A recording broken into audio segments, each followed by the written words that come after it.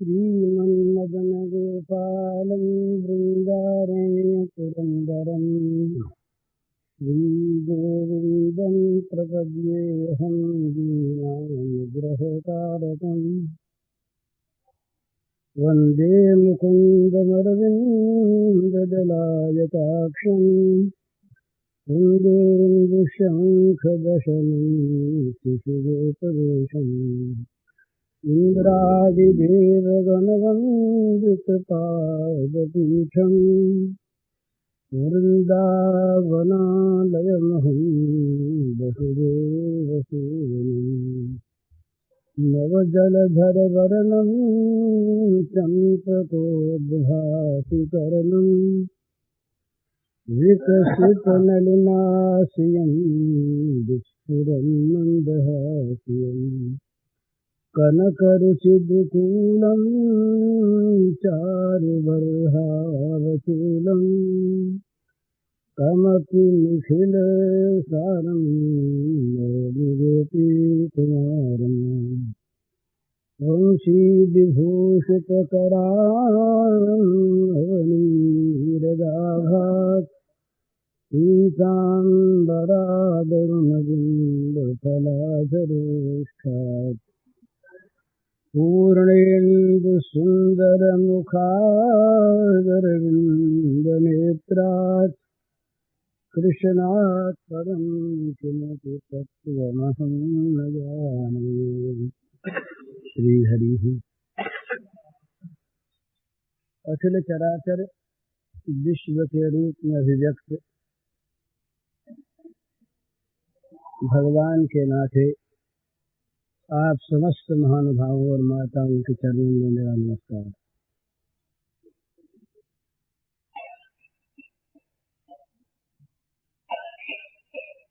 मैं जो कुछ बोलता हूँ अपने एक ही विषय पर बोलता हूँ। उपमंडूक सा बन गया है। दूसरी चीजें अगर आती हैं तो उस एक के लिए ही आती हैं। इसलिए कहीं मेरे किसी शब्द से कोई ऐसी बात निकल जाए जो किन्हीं सुनने वालों के मन के कुछ विपरीत हो तो वे मेरी विवशता समझकर मुझे क्षमा करें। ये सबसे पहले प्रार्थना है। दूसरी बात यह है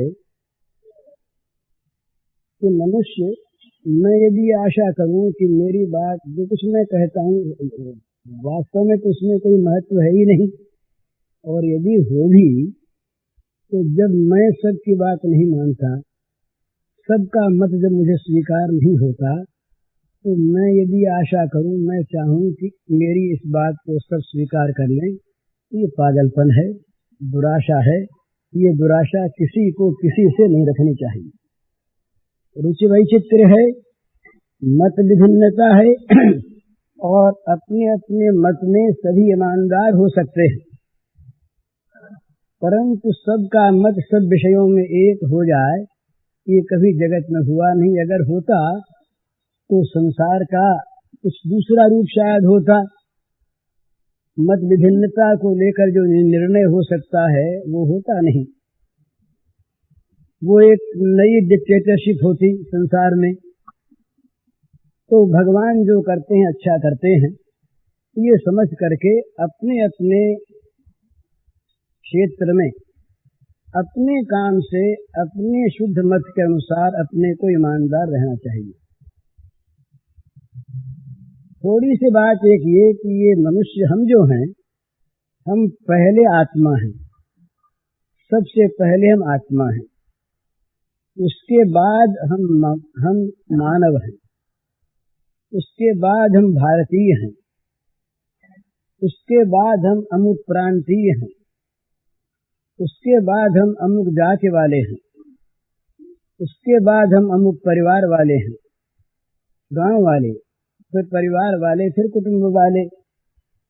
तो यदि हम सबसे पहले इस बात को निरंतर ध्यान में रखें कि हम आत्मा हैं, और सारे जगत में समस्त विश्व ब्रह्मांड में एक ही आत्मा का प्रसार है, विस्तार है। तो जैसे अपने आप का कोई बुरा नहीं करता जानबूझकर, अपने आप का अहित नहीं करता कोई जानबूझकर, अपने आप को हानि नहीं पहुंचाता जानबूझकर, और अपने हित के लिए, सुख के लिए स्वाभाविक सचेष्ट और सक्रिय रहता है आदमी। यदि हमारा आत्मभाव जगत में विस्तृत हो तो स्वाभाविक ही हमारे द्वारा ऐसा कोई काम बनेगा नहीं जिसमें दूसरों का अहित, असुख समाया हुआ हो जानबूझकर। इससे जब नीचे हम उतरते हैं, यहाँ तो जीव मात्र की बात है। किसी प्राणी के प्रति सर्वभूतस्थमात्मानम् सर्वभूतानि चात्मनि युक्षते योग युक्तात्मा सर्वत्र समदर्शनः। समस्त प्राणियों में आत्मा और आत्मा में समस्त प्राणी, आत्मा ही सब में अन्वय व्यतिरेक से ओतप्रोत, आत्मा के सिवा कुछ नहीं। इस दृष्टि से सबके सुख दुख में आत्मोपन्न बुद्धि जब हो जाती है, तब अपने अपने क्षेत्र का कार्य विभिन्न होने पर भी एक ही की सेवा के लिए होता है। जैसे हमारे शरीर के विभिन्न अंग हैं, विभिन्न इंद्रियां हैं, विभिन्न अवयव हैं, वे सब परस्पर भिन्न भिन्न आकार वाले हैं और परस्पर उनके संबंध हैं, पर अलग अलग कार्य हैं, पर सबका कार्य एक ही दृष्टि को लेकर होता है। इस शरीर को आराम मिले, इसको तकलीफ न हो, इसका हित हो। काम सबके एक से नहीं, रुचि सबकी एक से नहीं, आकार सबके एक से नहीं, प्रणाली सबकी एक से नहीं, पर सबका प्रेम एक सा इस शरीर में, सबका आत्मभाव एक सा इस शरीर में, अपने अपने काम में लगे रहकर स्वकर्मणातमभ्यर्च सिद्धिं विन्दति मानव, अपने कर्म के द्वारा सर्वत्र अनुस्यूत, सब में विस्तृत भगवान की पूजा सब करें। तो इसलिए हमारे कार्य विभिन्न होना कोई आश्चर्य की बात नहीं, और अपने अपने कार्य में संलग्न रहना भी आवश्यक। अगर कार्य में अस्तव्यस्तता हो जाए, आंख का काम नाक करना चाहे और नाक का आंख करना चाहे, तो दोनों में ही गड़बड़ी मच जाती है। इसी प्रकार व्यवस्थित रूप से अपना अपना कार्य सब करें, अपने अपने क्षेत्र में करें, परंतु करें इस विराट की सेवा के लिए, सुख के लिए, समृद्धि के लिए, हित के लिए। तो सबके कार्य क्षेत्र कार्य भिन्न भिन्न होते हुए भी उनके द्वारा भगवान की उस एक की पूजा होती है। कार्य में एक बात देखने की है प्रधान, इंद्रिय सेन्द्रियस्यार्थे रागद्वेषौ व्यवस्थितौ तयोर्न वशमागच्छेत् तौ ह्यस्य परिपन्थिनौ। भगवान कहते हैं कि प्रत्येक इंद्रिय के प्रत्येक विषय में राग द्वेष डेरा डाले हुए बैठे हैं। काम अलग अलग होंगे, लेकिन काम अलग अलग होने के कारण से राग द्वेष के वश में हम न हो जाएं, तो बैठे डेरा डाले। तो तयोर्न वशम आगच्छेत्, उन दोनों के काम क्रोध के वश में हम न हो जाएं। वे परिपंथी हैं, बटमार हैं, राह में लूट लेने वाले हैं। तो राग द्वेष रहित चित्त से अपने अपने क्षेत्र में जहाँ जो काम करे और हित की दृष्टि से करे, तो कार्य विभिन्न होने पर भी उसमें हानि नहीं होती, लाभ होता है। कहीं कहीं कड़ाई भी की जाए तो हर्ज नहीं है। हर एक जगह एक नीति से काम नहीं होता। बच्चा अगर आग में हाथ डालने जाता है और माता पिता यदि सजग हैं, सावधान हैं और बच्चे का यथार्थ हित जानने वाले हैं, तो आग में हाथ डालने वाले बच्चे को जबरदस्ती रोक लेंगे। और वो अज्ञान बच्चा रोके जाने पर शायद ये महसूस करे कि हमारे खेल में, हमारे आनंद में माता ने बाधा दी, इन्होंने हमारा अहित किया, ऐसा शायद मान ले। पर वो जिनके अंतर में हित भरा हुआ है, वे माता पिता बच्चे की इस बात की परवाह नहीं करेंगे, वे बच्चे का हित चाहेंगे। तो हित की भावना से और द्वेष की भावना से जो बर्ताव होता है, ऊपर से कहीं एक सा होने पर भी बड़ा अंतर होता है। हम किसी को चोट पहुंचाने के लिए एक क्रिया करें और हम उसको रोग मुक्त करने के लिए क्रिया करें। डॉक्टर, सर्जन भी ऑपरेशन करता है और छुरा मारने वाला भी अंग काटता है। दोनों के द्वारा ही छुरे का प्रयोग होता है, दोनों के द्वारा ही शरीर में घाव होता है और दोनों घावों को ही भरने में समय भी लगता है। पर जहाँ सर्जन का हिताकांक्षा से ऑपरेट करना है वो और चीज है, और जहाँ द्वेष बुद्धि से, क्रोध से, लोभ से, काम से, हिंसा से किसी को चोट पहुंचाना ये और चीज है। तो क्रिया के बाहरी रूप पर कोई बहुत ज्यादा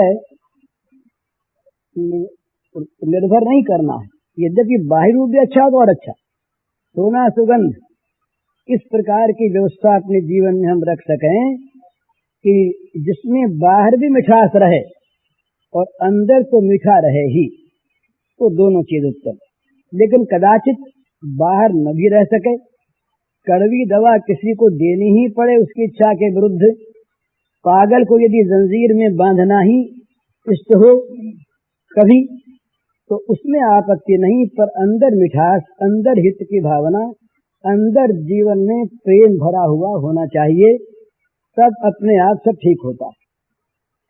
अगर ये हित की भावना रहे और आत्म भावना रहे तो जितने भी कार्य राग द्वेष को लेकर बुरी भावना से होते हैं वो फिर नहीं होंगे। ये जितने भी आज के द्वंद्व हैं, जितने भी आज के प्रॉब्लम्स हमारे सामने हैं, इन सब का उपाय एक है कि हम राग द्वेष से रहित होकर जिसके विरोध में काम करते हैं उसके प्रति भी हित भावना रखें। ये बहुत दफे ऐसी गलती हो जाती है महाराज, जब कभी हम आपस में एक दूसरे का किसी बात को लेकर सच्चे हृदय से भी विरोध करते हैं, उस समय संभालना मुश्किल हो जाता है। ये बहुत जल्दी राग द्वेष आ जाते हैं। पहले पहले आदमी सोचता है कि हम विशुद्ध भावना से काम करेंगे सभी क्षेत्रों में, केवल समाज में, राजनीति में नहीं, धार्मिक क्षेत्र में, आध्यात्मिक क्षेत्र में भी, जहाँ मनुष्य इनसे अलग होकर काम करना चाहता है, वहाँ पर भी जहाँ विवाद होगा, जहाँ एक के मत का खंडन करने की प्रवृत्ति होगी, आवश्यकता होगी, वहाँ अगर सावधान नहीं रहे तो मतवाद को लेकर विरोध अलग चीज है। व्यक्ति के प्रति, उस एक दल के प्रति, एक समाज के प्रति दूसरे समाज का, व्यक्ति के प्रति दूसरे व्यक्ति का, वो विरोध द्वेष पैदा कर देगा। और जहाँ द्वेष पैदा होगा वहाँ एक बिल्कुल सुनिश्चित सिद्धांत है, राग में दोष भी गुण दिखता है और द्वेष में गुण भी दोष दिखता है। ये स्वाभाविक बात है। जहाँ पर भी किसी के प्रति हमारे मन में द्वेष का अंकुर उत्पन्न हो गया और द्वेष भाव का पोषण हुआ, तो वहाँ उसकी भलाई भी हमारी आंखों में बुराई जचेगी, क्योंकि हमारी आंख बदल गई। और जहाँ हमारा राग है वहाँ पर हमारी आंख इतनी बदली हुई होती है कि दूसरे का दोष भी हमें गुण दिखता है, क्योंकि हमारी उसमें आसक्ति राग है। हम देखते हैं घरों में अपने जीवन का बर्ताव देखते हैं, अपने घर के किसी बच्चे से दूसरे बच्चे की लड़ाई हो गई, स्वाभाविक अगर बहुत छानबीन नहीं करते तो अपने बच्चे का दोष कम मालूम होता है, दूसरे का ज्यादा मालूम होता है। कहीं नहीं भी होता है, जहाँ विचारशीलता है, जहाँ गहराई से देखना है, वहाँ पर नहीं होता, परंतु होना बहुत संभव है। तो जहाँ ये मेरा ये पराया, देशभक्ति बुरी चीज नहीं, बड़ी अच्छी चीज होनी चाहिए, पर देशभक्ति के लिए दो चीज विचार लेना आवश्यक है। ये श्री अरविंद की व्याख्या है, बहुत बहुत पुरानी व्याख्या। देशभक्ति का एक अर्थ ये होना चाहिए, देशभक्त के जीवन में आना चाहिए कि देशभक्ति का अर्थ दूसरे देशों का विनाश नहीं करना है, दूसरे देशों की अवनति नहीं करना है, दूसरे देशों को गिराना नहीं है, अपने देश का उत्थान करना है, अपने देश को प्रगति के मार्ग पर ले जाना है, अपने देश के अभावों को मिटा देना है। तो इन अभावों को मिटाने में दूसरे देशों में अभाव पैदा कर दें, दूसरे देशों में दारिद्र्य उत्पन्न कर दें, वहाँ दुख दावानल जल उठे, ये देशभक्ति आदर्श नहीं, दूषित है। दूसरी चीज ये देशभक्ति की बड़ी सुंदर ये समझने योग्य चीज है कि देशभक्त व्यक्ति अपने को देश के साथ मिला दे। उन्होंने एक सुंदर वाक्य लिखा इसके लिए कि देशभक्ति का अर्थ है देशात्म बोध। देश के साथ आत्मा का तादात्म्य हो गया। देश का स्वार्थ देशभक्त का स्वार्थ, देश की हानि देशभक्त की हानि, देश की इज्जत उस व्यक्ति की इज्जत। माने उस व्यक्ति के स्वार्थ में और देश के स्वार्थ में कहीं भेद नहीं होता।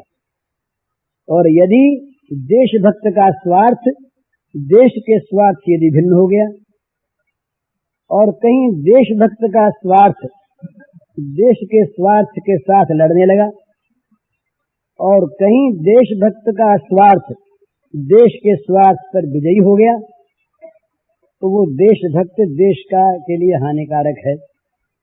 ये समझ लेने की चीज।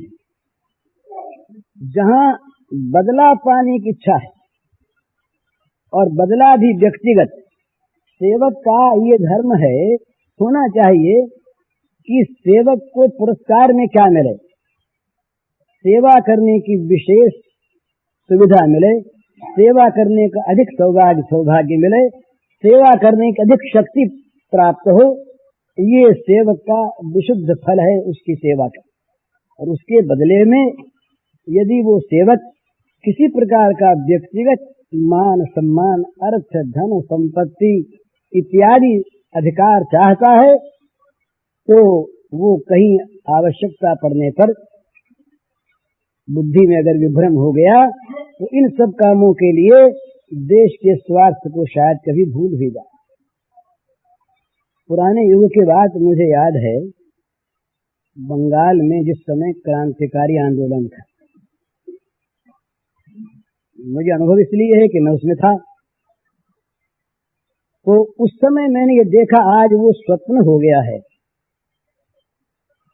नौजवान 18-18, 16-16, 20-20 वर्ष के बड़े तेजस्वी, बड़ा चमत्कारी जिनका आचरण और स्वभाव, बिना किसी बदले की इच्छा के, बदले की कल्पना नहीं थी उस समय, केवल देश के लिए अपना रक्त दे देना, अपना खून देकर, अपनी बलि देकर देश के ये स्वराज्य प्रासाद की नींव के रोड़े बन जाना, ये उन लोगों में मैंने देखा। किसी भी स्वार्थ की भावना नहीं। तो वहां पर कहीं बुरा काम भी वो करते थे, यद्यपि उसका समर्थन नहीं, बुरा काम किसी रूप में किसी उद्देश्य से नहीं करना चाहिए। गांधी जी कहा करते थे कि उद्देश्य अच्छा हो और साधन यदि बुरा हो तो ये ठीक नहीं, उद्देश्य को बिगाड़ देगा। और वहां हुआ भी ऐसा ही। नौजवान डाका डालते थे उस समय। डाका डालने की पद्धति बड़ी अच्छी। उस घर को चुनते थे जिस घर में पर्याप्त धन है, हर किसी का नहीं। और जब डाका डालने जाते तो जाकर पहले माताओं को प्रणाम करते, घर की माताओं, बहनों के आगे हाथ जोड़ते, बेटियों को बेटी कहते और कहते, माता बेटियों, देश के लिए हमें अर्थ की आवश्यकता है, पर आपके पास अर्थ है, आप दे दो, और अगर नहीं देते तो देश का तकाजा है, हम जोर से लेंगे, आपका धन देश के काम आना चाहिए। लोग दे देते, उनके सौजन्य पर लोग दे देते। और कहीं वो कड़ाई करनी पड़ती। उनका नियम था, मातृ जाति के संबंध में इतने सावधान थे कि हाथ लगाना तो दूर रहा, एक शब्द नहीं कहते। माँ है, माँ है। और जाके से जो पैसे मिलते उसमें से एक पैसा भी अपने व्यक्तिगत काम में लेना उन्हें स्वीकार नहीं होता। प्राण चले जाने पर भी उन्हें जो कुछ रूखा सूखा अपनी समिति के आदेश से मिलता, उसके अतिरिक्त उनके लिए कोई अधिकार नहीं, किसी वस्तु पर अधिकार नहीं। सारा अधिकार उस समिति का जो देश के लिए काम कर रही है। तो ये वास्तविक देशभक्ति, जहां हम देश को बेचते नहीं अपने लिए, और जहां हमारा स्वार्थ देश को भूल गया, हमारे स्वार्थ ने जहां देश के स्वार्थ को भुला दिया और कहीं देश को बेच दिया, तब तो हम पतित हैं। देशभक्त की बात तो अलग। तो देशभक्त में अपनी भारतीय दृष्टिकोण के अनुसार तो है ही, पर देशभक्त की सार्वजनिक व्याख्या में भी उत्तम देशभक्त उसी को हमें मानना चाहिए जो दूसरे देशों की हानि न करके अपना कल्याण चाहता हो। उनके कल्याण में अपना कल्याण माने या और भी उत्तम।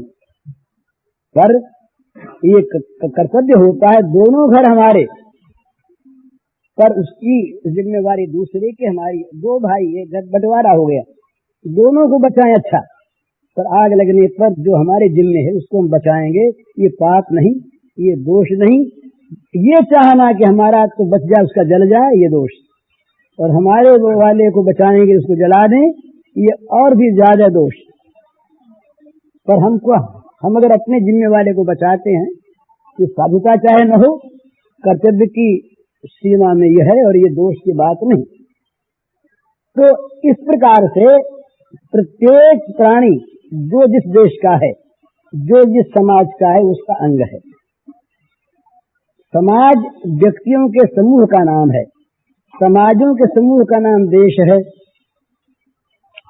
देशों के समूह का नाम विश्व है, और विश्वों के समूह का नाम भगवान है।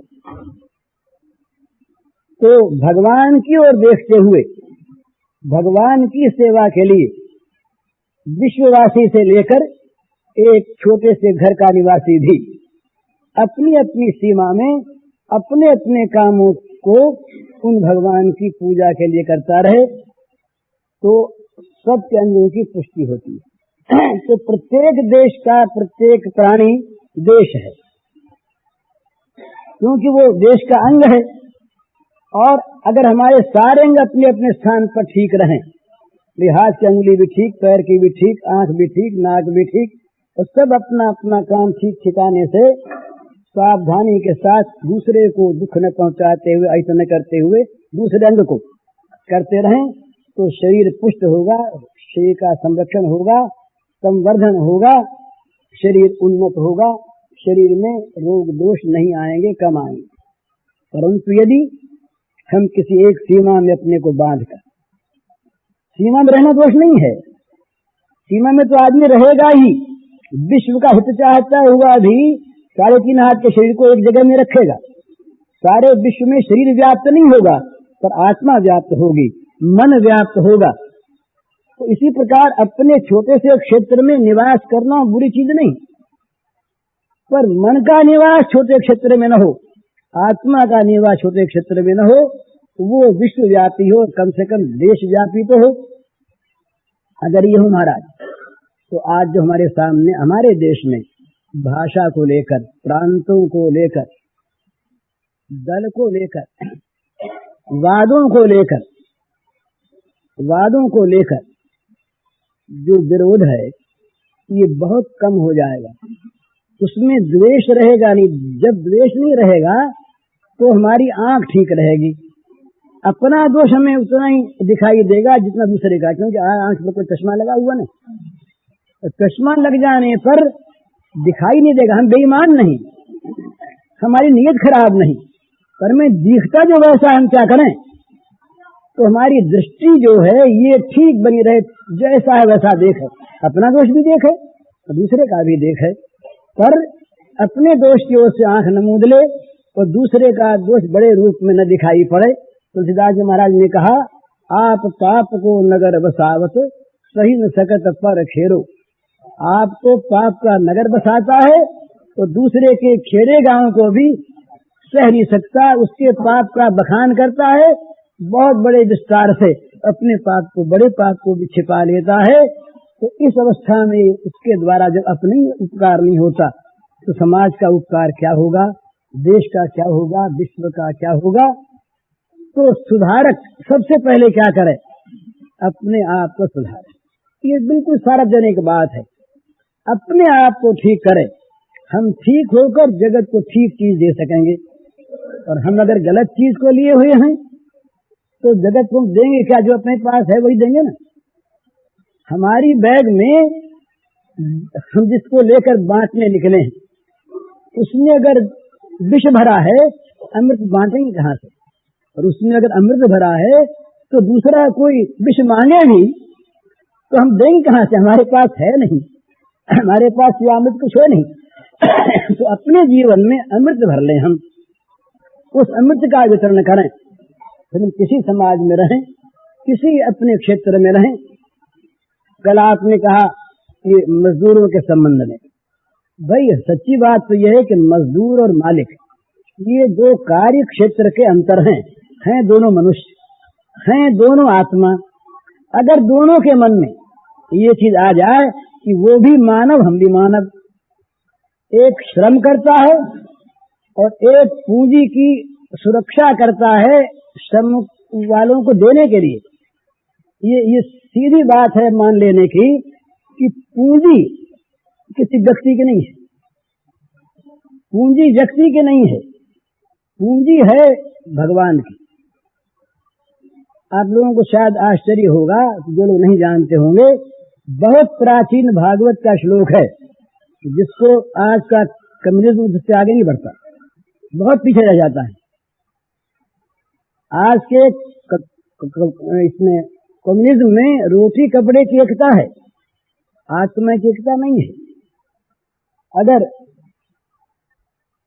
लेनिन के मरने के बाद रूस लेनिन का अपमान कर सकता है, आपस में इतना विरोध होता है कि एक दूसरे की हत्या का आयोजन होता है।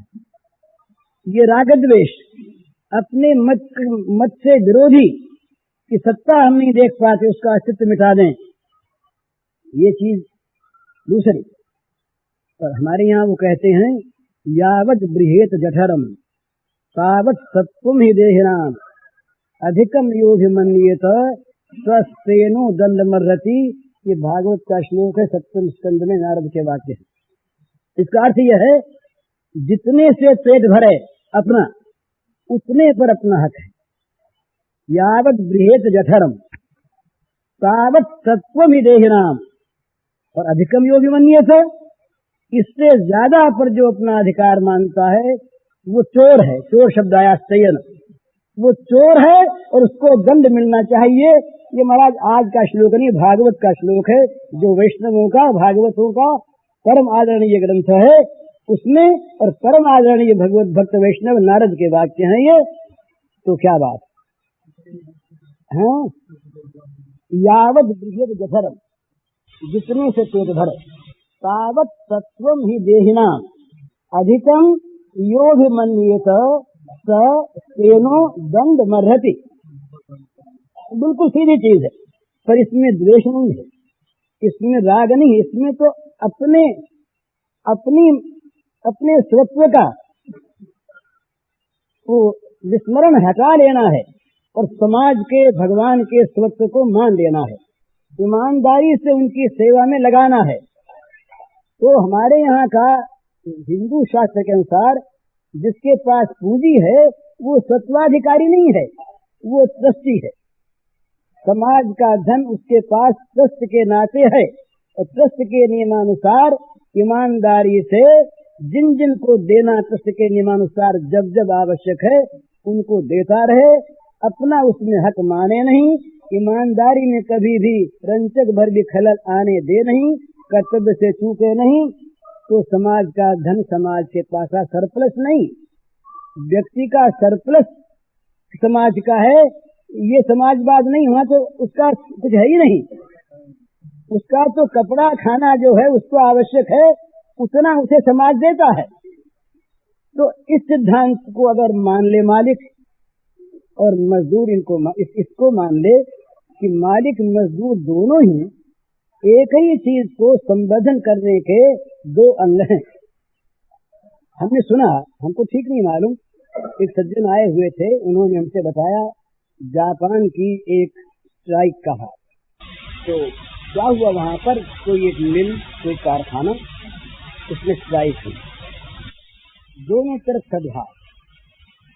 मजदूरों ने स्ट्राइक कर दी। स्ट्राइक करके क्या किया कि उस मिल पर अपना कब्जा कर लिया, और मिल के संचालकों को ये वहम था ही नहीं कि मिल का कब्जा करने पर मिल की किसी चीज को नुकसान पहुंचेगा किसी मजदूर के द्वारा, ये शंका थी नहीं।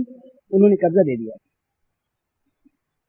स्ट्राइक हो गई। स्ट्राइक अर्थ क्या, मैनेजमेंट को मैनेजमेंट से अलग कर दिया, और मैनेजमेंट सारा मजदूर ने ले लिया। अब मजदूर ने इस स्ट्राइक की अवधि में ऐसा काम किया कि जिससे जितना वो प्रोडक्शन था उससे डेढ़ा हो गया। डेढ़ा जब हो गया तब मजदूर ने कहा, गवर्नमेंट से कहा, मैनेजमेंट से कहा कि हमारा वेतन डेढ़ा होगा और दूना होगा, क्योंकि डेढ़ा हमने करके दिखा दिया। मंजूर था। ये सद्भाव, इसमें ऐसा नहीं कहना चाहिए कि अमुक का दोष और अमुक निर्दोष। हमारे यहाँ तो न मालिक ऐसा करना कभी स्वीकार करेंगे, और दुर्भाग्य की बात है मजदूर भी नहीं करते। क्षमा करें। एक देश में प्रवृत्ति किस प्रकार की आज हो रही है, मैंने क्षमा पहले मांग ली है, भला क्षमा कीजिएगा। मैं फ्रैंकली कहूंगा, जो कुछ कहूंगा जबकि जबान से। तो वो क्या है, एक देश में प्रवृत्ति बढ़ रही है आज, काम कम करो। ये काम कम क्यों करें, पैसा ज्यादा नहीं तो ठीक, हमारा पेट नहीं भरता, पैसा ज्यादा तुम्हें देना होगा, हम भी आदमी तुम भी आदमी, पर ये मिल्कियत तुम्हारी, ये कारखाना तुम्हारा, इस भाव से यदि हमको अलग मानकर कारखाने को नुकसान पहुंचावें, प्रोडक्शन हमारा घट जाए देश का, देश के अंदर उत्पादन कम हो जाए, तो ये राष्ट्र का अहित होगा, केवल मालिक का नहीं, और इसमें मजदूर का भी हित नहीं होगा।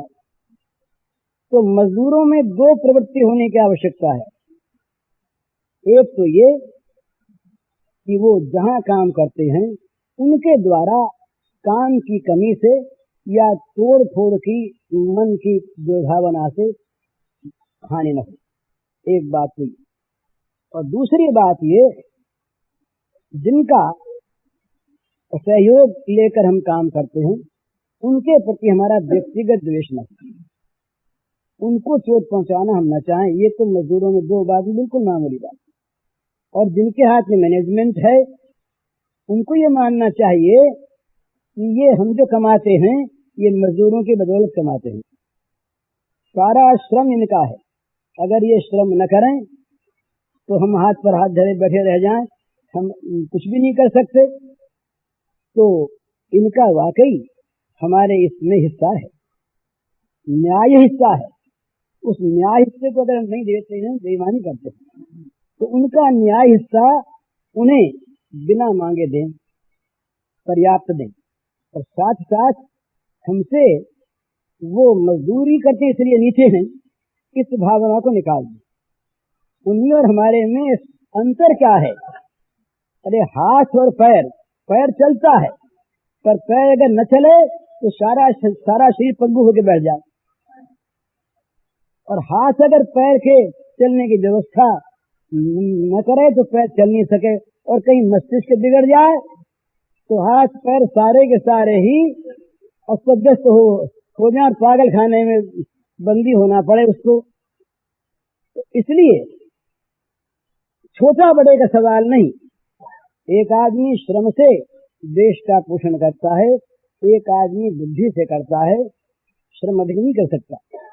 तो बुद्धि वाला अपने क्षेत्र में, बुद्धि के क्षेत्र में कह सकता है कि मैं इस काम को करता हूँ, जो मजदूर नहीं कर सकता। पर मजदूर भी तो कह सकता है कि तुम आकर के दिन भर फावड़ा चलाओ हमारी जगह तो वो 1 घंटे में हार जाएगा महाराज। तो दोनों के कार्य की महत्ता है और कार्य सबका एकता हो नहीं सकता। और अशा में भी जो बड़े विज्ञानविद हैं, आज जो नवीन आविष्कार करते हैं, वो मजदूरों की श्रेणी में नहीं है। वो फावड़ा लेकर के खेतों में नहीं जाते। वो जाए तो आविष्कार होना बंद हो जाए। जिनसे जो काम प्राप्त करना है, हमें किसी खेत में आलू भी उगाने हैं, किसी खेत में धान उगाना है, किसी खेत में हमें ऊख उगानी है, हम सब खेतों में धान उगाएं, सब खेतों में ऊख उगाएं, तो समाज चल नहीं सकता। टॉल्स्टॉय की कहानी आती है, एक ने सोना ही सोना चाहा, बोले हम जिसका हाथ लगाएं वो सोना हो जाए। तो देवता ने कह दिया हो जाएगा, हो जाएगा। अब सवेरे उसके लिए खाने के लिए थाली आई, उसने हाथ लगाया, वो रोटी सोना हो गई। पानी के हाथ लगाया, पानी सोना हो गया। वो अपने कपड़े के हाथ लगाया, कपड़ा सोना हो गया। कान के हाथ लगाया, कान सोना हो गया। आफत हो गई। इतना वजनदार सारा का सारा बन गया कि अब वो तो बिल्कुल जड़वत दुखी हो गया। बोले महाराज जैसा था वैसे कर दो, हमको सोना नहीं बनना है, हमको तो जैसे थे वैसे ही बने रहना है। तो इसलिए सबकी आवश्यकता है। हमारा समाज को, हमारे अंगों को भी चश्मा जरूरत आंख के लिए है, पर नाक के लिए नहीं है। नाक में चश्मा नहीं लगेगा। पर कोई कहे बिल्कुल नाक नहीं लगाता, आंख क्यों लगाए? अरे आंख से हमें देखना है, अगर रोशनी उसकी कम हो गई है तो चश्मे की आवश्यकता। तो हर एक समता के साथ भी विवेक आवश्यक है। अविवेक युक्त न तो समता अच्छी और न विषमता। जैसे मान ली कोई लड़के लिए, ये डॉक्टर जो है ना, डॉक्टर आगे हाथ देखा, नब्ज देखी और छाती पर वो नली लगा करके देखा, मालूम हो गया, वहम हो गया टीबी है। उससे ही वो कहेगा जरा साबुन ला, हाथ धोएंगे, पोछेंगे। कई दर्द सुना आ गए हूँ। अभी हमारे सेठ जी का ऑपरेशन था आंख का, मैं बांसुरा में था। तो डॉक्टर जो थे सर्जन, उन्होंने अपने कपड़े अलग पहने, वो चोगा होगा सफेद धोया हुआ। तो वो जिस पेटी में था उसमें हाथ नहीं निकाला, वो चिमटे से निकाला ही, और निकाल करके हाथों में वो मोजे पहन कर वो उस प्लास्टिक के, तब उसको पहना और ये कहा कि भाई इसके हाथ न लगाना कोई, जितने हम ऑपरेशन करें हमारे हाथ हमको कोई मत छूना, और अपने कपड़े को छू के इसको छूना मत, नहीं तो कहीं ये जर्म का उल्टा सीधा हो जाएगा। आवश्यक चीज है, इसको विज्ञान ने स्वीकार किया। तो यदि कपड़े में जर्म्स आते हैं तो मैं जिस गिलास को मुंह में लगा करके पी लूं पानी, क्या मुंह में जर्म्स नहीं हो सकते? कपड़े में, सूखे में तो हो सकते हैं। ये क्या चीज? मैंने देखा महाराज, आंखों देखी चीज एक बार की। मैं जा रहा था ट्रेन में, पुराने जमाने के बाद में, सेकंड क्लास में था, मेरे पास कई सज्जन और बैठे थे। तो वो स्टेशन पर चाय आई। मैं तो कूक मंदूक आदमी, चाय पीता नहीं। तो वो सज्जन अच्छे थे, आगे बढ़े हुए, उन्होंने चाय ले ली और चाय पी ली। थोड़ी सी चाय उस कप में रह गई थी, मामूली एक दो शायद घूंट होगी। मैं ऐसे नीचे उतरा था, कोई उद्देश्य नहीं था। वो नौकर आया, बॉय, चाहे बूढ़ा भी बॉय कहलाता वहां पर तो वो जब आया, उसको तस्तरी को लेके गया, तो ऐसे ही मैं उसके पीछे हो लिया। तो ऐसे ही कोई खास इच्छा नहीं थी, विचार नहीं था, ऐसे ही हो लिया तत्कालीन आया। से मैं गया वहां पर, उसके कई तस्तरी इकट्ठी हो गई, बहुत से कप थे। उन सब में जो बची हुई चाय थी वो उसने उस तपेली में डाली। मैंने पूछ लिया कि भाई ये सब इतनी चाय कहाँ कहीं की जूठी उठी तुमने डाल दी?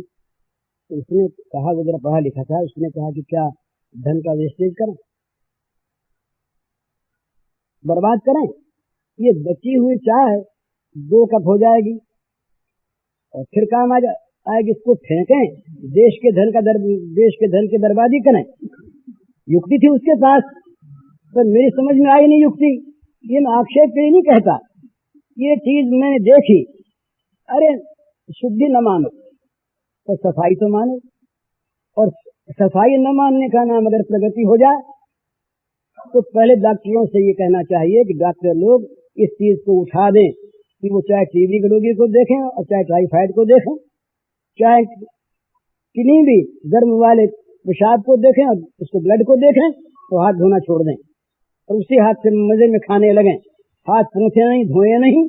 ऑपरेशन में जो ये चोगा पहनते हैं इसको सबको छूने दें, और ये स्टेरलाइज करने की आवश्यकता नहीं है। फिर किसी चाकू को बोले भाई स्टेरलाइज करो, इंजेक्शन देते हैं जो अच्छे डॉक्टर होते हैं, अच्छे ईमानदार, वो कहते हैं भाई एक के लगा दिया, अब इस नीडल में तो कोई जर्म्स आ गए होंगे तो स्टेरलाइज किए बिना दूसरे के नहीं देंगे।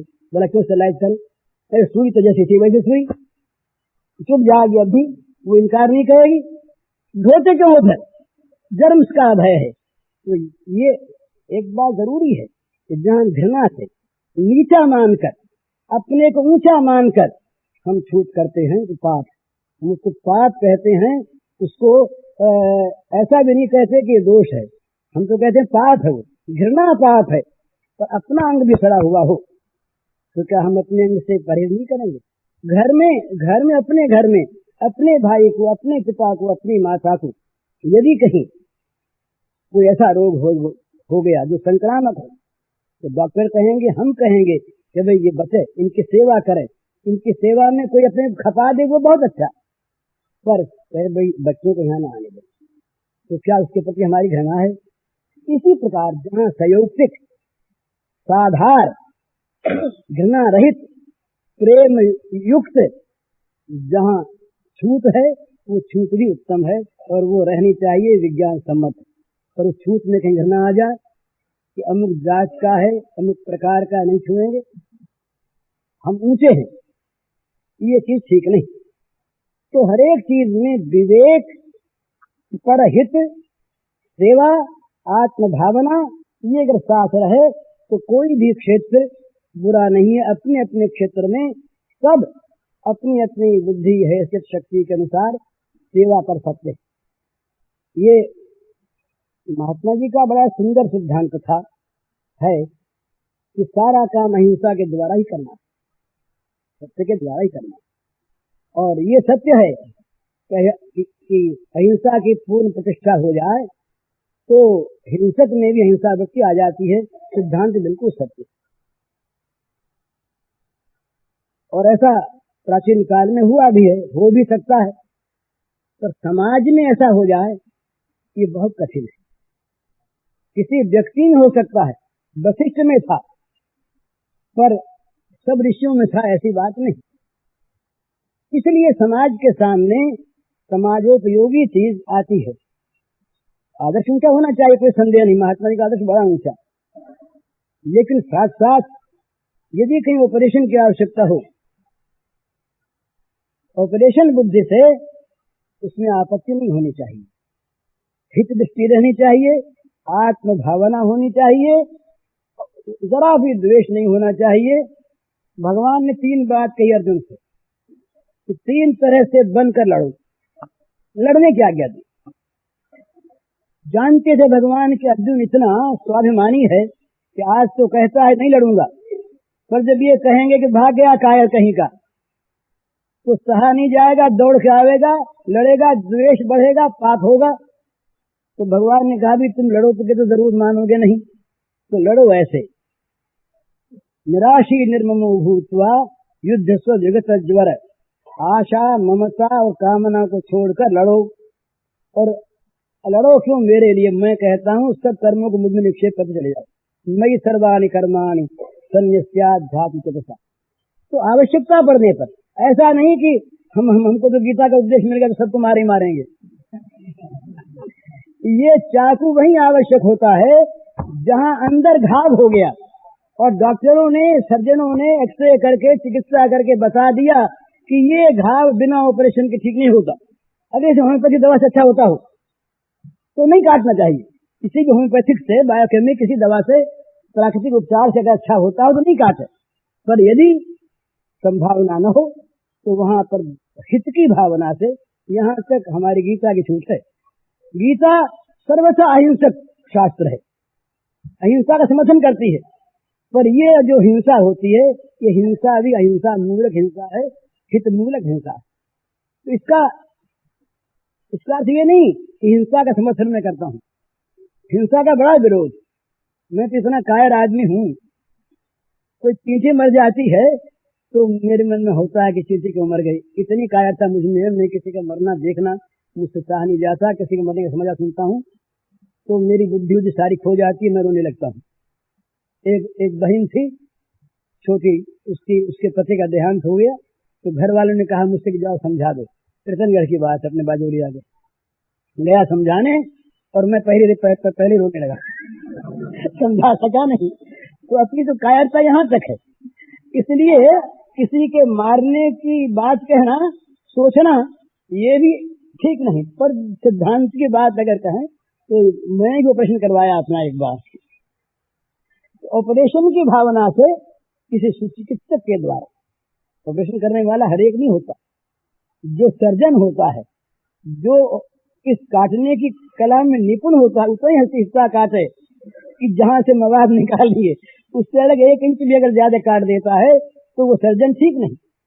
तो ऐसा यदि कोई हो तो वो इस काम को भी करे तो आप अपनी पर करे, हित की भावना से, आत्म भावना से, द्वेष भावना से नहीं। तो ये अगर कहे कि संभव नहीं तो ऐसी बात नहीं।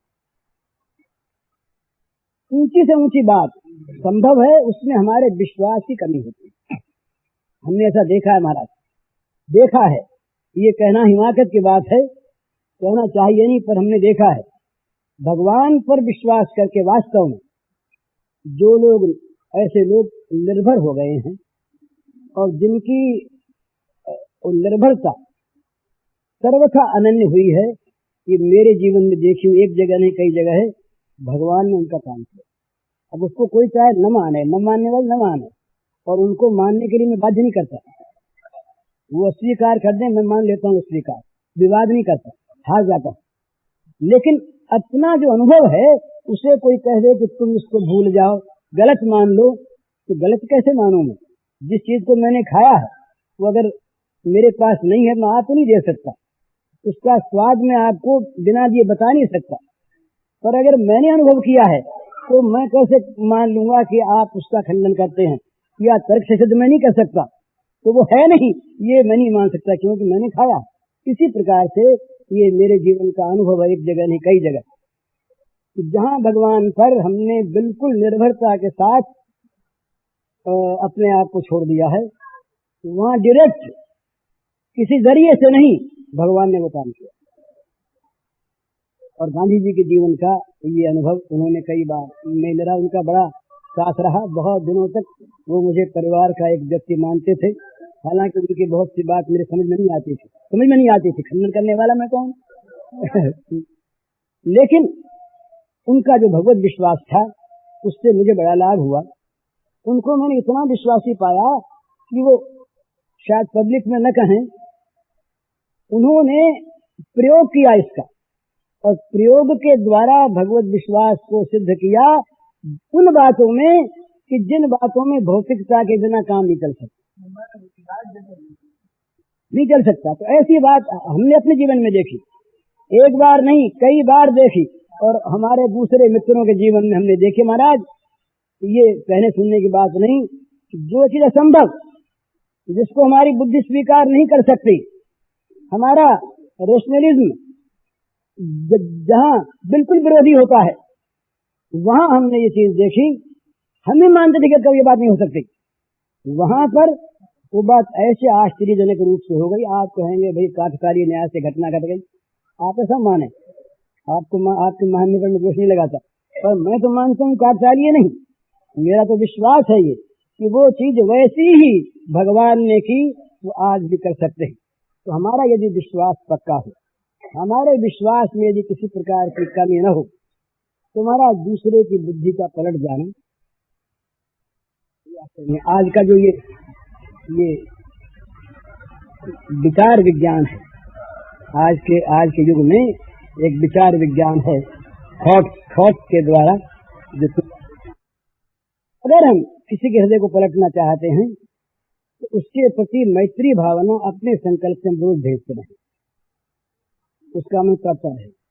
और हमारी मैत्री भावना अगर प्रबल हुई तो उसके शत्रु भावना को दबाकर अपना काम कर देगी वहां पर यदि हम शत्रु भावना का पोषण करें तो मित्र शत्रु हो जाएगा। आप भी मामूली बात, जैसे आप मेरे सामने बैठे और मैं बैठा हूं, या सोचने की चीज, तीसरे ने आकर के हमसे कहा कि देखिए आप जो यूं हाथ करके बैठे थे, ये आपका तिरस्कार करने के लिए बैठे। मैंने कहा नहीं, ऐसा हो नहीं सकता। उनका मेरे प्रति इतना प्रेम है कि जो कभी किसी प्रकार से हट नहीं सकता, उनकी मेरी प्रीति कभी घट नहीं सकती, वो मेरा किसी प्रकार तिरस्कार करें, ये मैं कल्पना नहीं कर सकता। मैंने ये कह दिया, आप ठीक थे ही।